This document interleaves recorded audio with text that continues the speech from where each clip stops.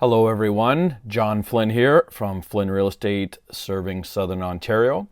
Today we're going to talk about inflation, or I'm going to talk about inflation and where we're at with it and how it affects the housing market.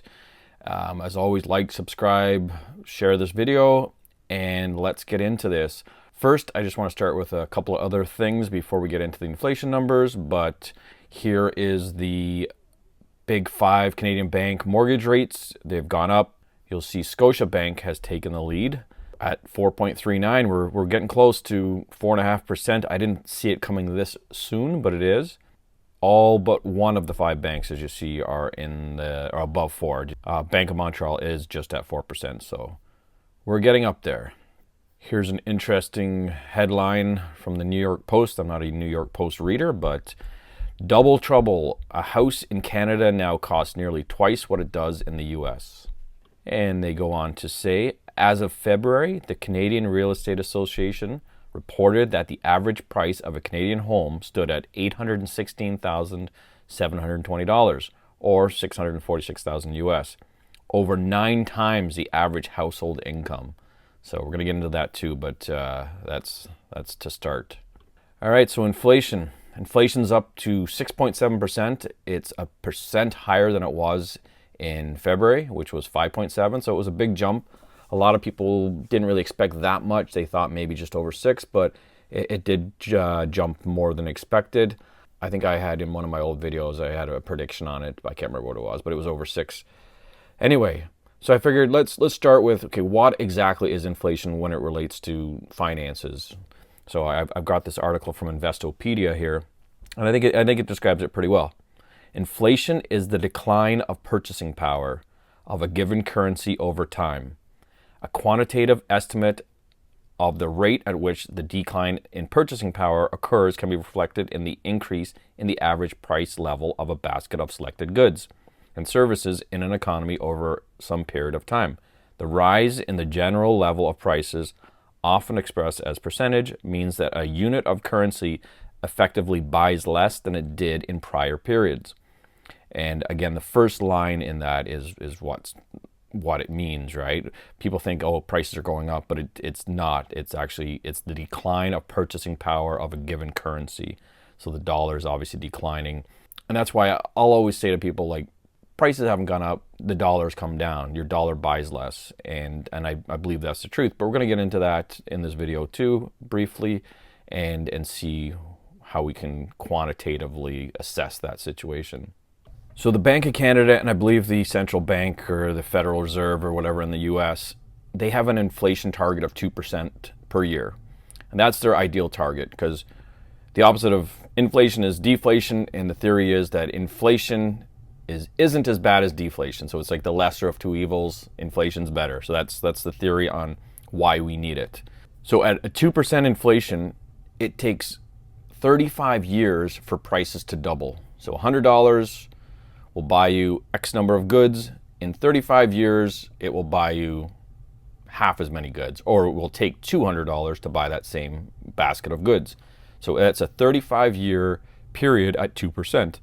So here you have the average house price in Canada, or the HPI aggregate composite benchmark. I'm using the average house price, and this is from the Canadian Real Estate Association.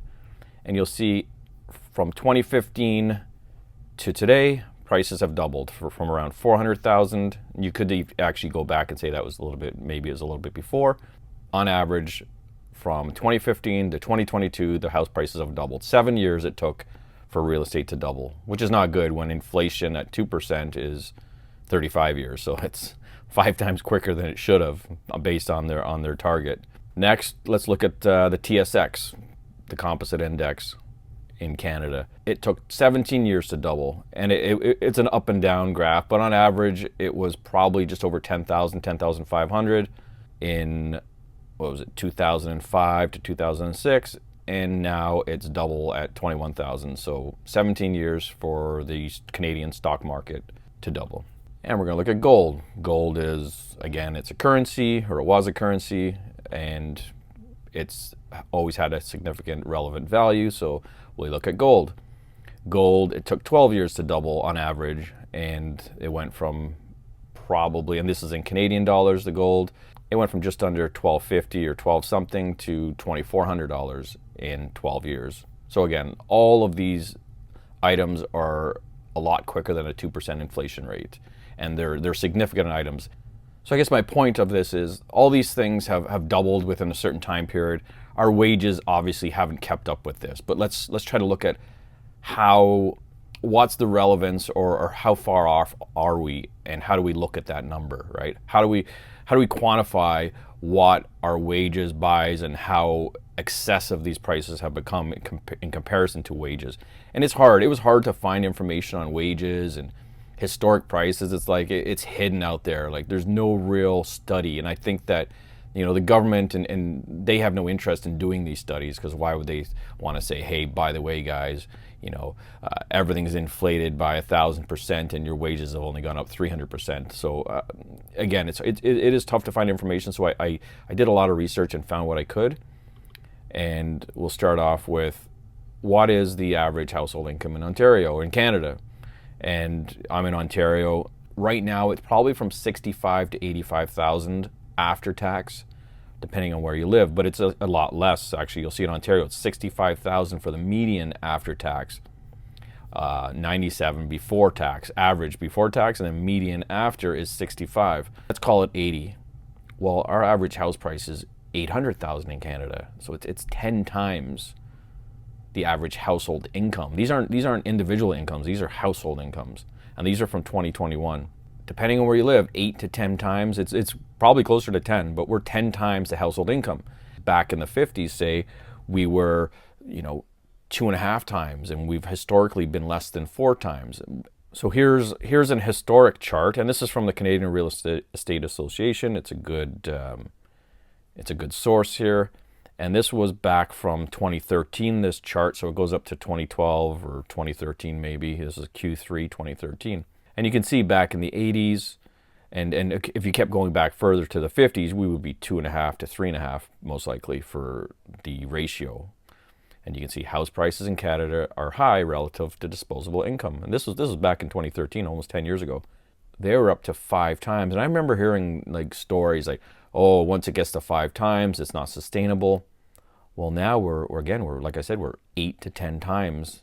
It's not a sustainable road that we're on, right? This is very unsustainable. And here is one of the most recent ones I could find. And again, this is from CREA, the Canadian Real Estate Association, and Global News put this out. I think this is in 2021. Maybe they put this out last year. Takes how many times the average household income to buy an average home? And 3-4 times, which is sustainable.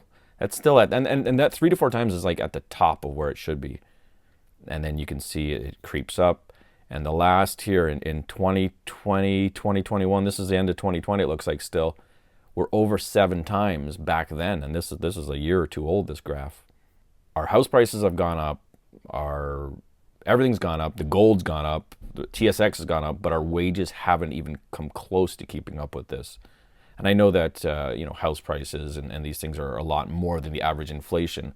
But still, it is the biggest part of your budget. So it's a very important thing to talk about. So, of course, that got me thinking. And I've thought about this for a while. And I said it before. Maybe it's our currency that's the issue. Maybe it's the paper money we're using that's, not backed by anything. It used to be backed by gold in the States. And of course, the U.S. is a reserve currency. So everything was based off the U.S. dollar. So everything would have been backed by gold, Canadian dollars included. Okay, so maybe house prices haven't gone up when you compare it to a real currency instead of a promissory currency from a government that says, oh, we're going to guarantee the value of this currency, because that's what they did. They say we're not using gold. We're going to guarantee it, and we're going to support the dollar. And this is in the U.S. And well, you can look at charts since 1971. It hasn't worked out too well, especially when you're comparing today. So here's a chart I put together. And in this chart, I want to compare, if you were paying gold if you're using gold as your currency, how many ounces of gold would it take to buy a house? And you can see it's gone up and down over the years. I did it from 1950 up to 2022. And we've ranged between just over 100 to just over 300.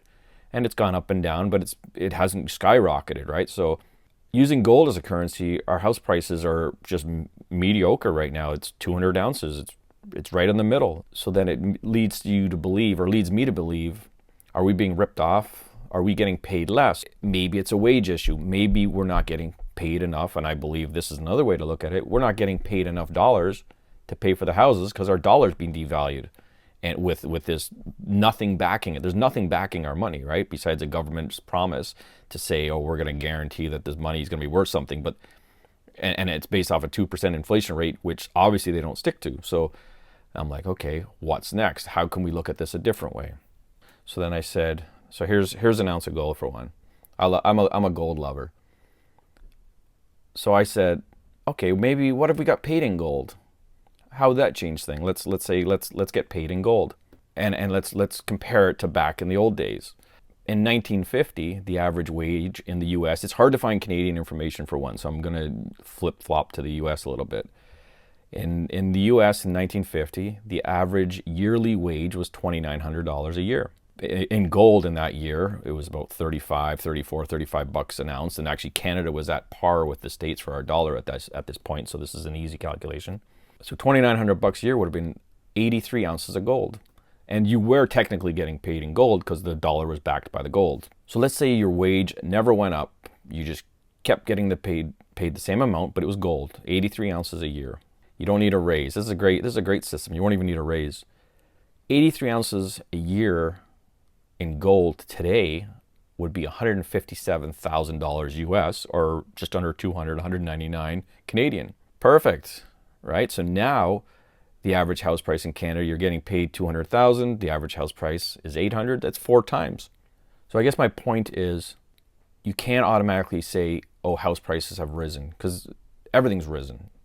What are you going to take your money out of your rental property and put it into the stock market? Well, that's elevated. Are you going to buy gold, silver? That's elevated. But it's not. The dollar has devalued, and the biggest losers are the working class because their wages didn't keep up. I would admit that Canada house prices are inflated somewhat, regardless of what currency you look at. Back in the 50s, it was probably 280 something ounces to buy a Canadian house, the average Canadian house.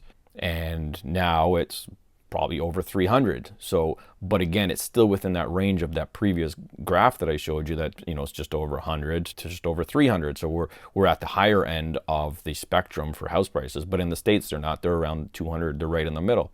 But of course, our house prices are way more inflated than in the States, as per the first article I showed you. So yeah, that's my argument when it comes to inflation. And again, you saw the description of what inflation is. It's the devaluation of a currency. And I just think that our dollar is so devalued at this point that is why real estate prices are elevated, but it's the main reason is because of the devaluation of the dollar. And you have to look at it in a different form of money. With the crypto buffs, I can't use cryptocurrency because it's such a new currency and it's too volatile. Maybe in 20, 30 years you can use it, but I'm like, what else can you compare it to? You have to compare it to something that's been stable, and gold is the best because gold's been around as long as homes. It's been around way longer than the paper money, fiat currency, whatever you want to call it. There's this story I sometimes tell people when it comes to inflation or just how hard it is to get anything these days. And it goes back, again, we'll go back to the 50s. In the 50s, that average household income was one person. Remember that too. There wasn't 2 people working for that. So you're actually getting even less if you take that into consideration. Then in the 70s, back to the 50s, they would own a house, they would own a car, and they would go on vacation, and they'd probably save a little money too. Then skip ahead to the 70s. There would be probably 2 people working. They would own a house, they'd probably have 2 cars, and they'd save a little money and they'd go on vacation. Now we get into the 1990s. We got 2 people working, 2 cars. They would own a house. They would probably lease a car, maybe own a car, and they weren't saving as much money. Now you get into the 2000s, and there's 2 people working. They own the house. And when I say they own, they have a mortgage. Like they've had mortgages the whole time. But they own the house. They don't own their cars. They lease the cars. They got more debt, credit card debt, and they're probably not saving too much money anymore. But at least they own a house. Now we got 2 people working, you got a car or 2, you got debt, you don't own a house, you don't have any savings, and it's like we've come to this point in time where it's progressively gotten worse. People are working more, they have more debt, and they own less. And it goes back to this whole, I don't want to get into any theories, but you literally work for nothing these days, and you can compare it to whatever you want, and there are people that have their own concepts and theories of what's happening in the world. But again, 1950s, you had a house, a car, some savings, and a vacation, and one person worked. Now you have 2 people working, and they have nothing. They can't afford a house. They're taking the bus, they're taking whatever. I don't know where they live, but they lease their cars, or they have them on payments, and they have no hope. If they had just been paying people the way they should have been, based off of something backing it rather than a government promise. I don't care if it was gold or silver or diamonds or whatever. You have to have something worth value. And the problem with it is they can just double the money supply, and of course now your money's worth half as much as it was, and that's what they've done. Let me know what you think, and I'd like to. I'm not like a big gold buff. I do like gold, but it was just the best example I could use, and I want to hear like your opinions of where you think we're going to go from here. But 10 times the average household income for the average house in Canada, like something's got to give. I don't know what it is. So thanks for watching, and until next week. Next week I will have some back to the regular stats instead of my theories of gold and inflation and deflation and whatnot. Until next time, thanks for watching.